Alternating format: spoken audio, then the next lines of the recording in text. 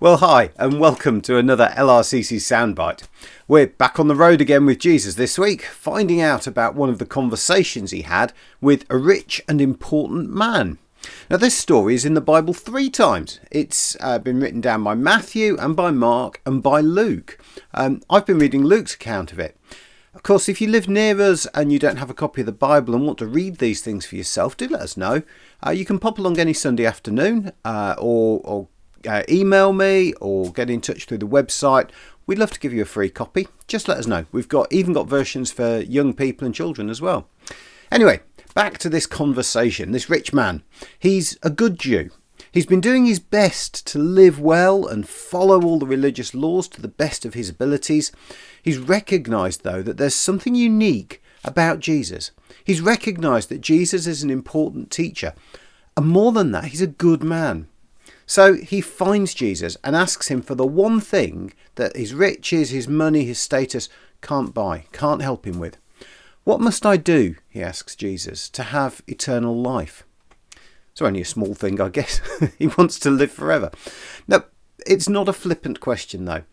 And he wasn't asking to just never die in this world. He understood life and death. But he also understood that heaven is a place that he wanted to go. A place that he wanted to go and live forever there with God. So Jesus starts off with what you might think is the stock answer for Jews. You need to follow the commandments. Be faithful to your wife, don't steal, don't lie, don't murder, those kinds of things. And the man replies, yes, I know those things. I've been doing them all my life. But I know there's got to be something else. There's something more. The law can't be everything that there is. Jesus' reply actually made the man quite sad. Yes, I think Jesus said.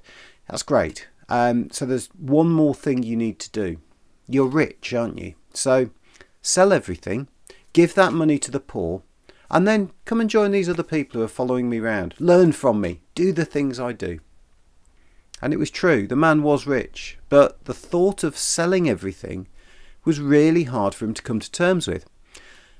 Now, we don't know whether he did or whether he didn't. We know that at that moment he walked sadly away. I guess with a lot on his mind and a lot of thinking to do.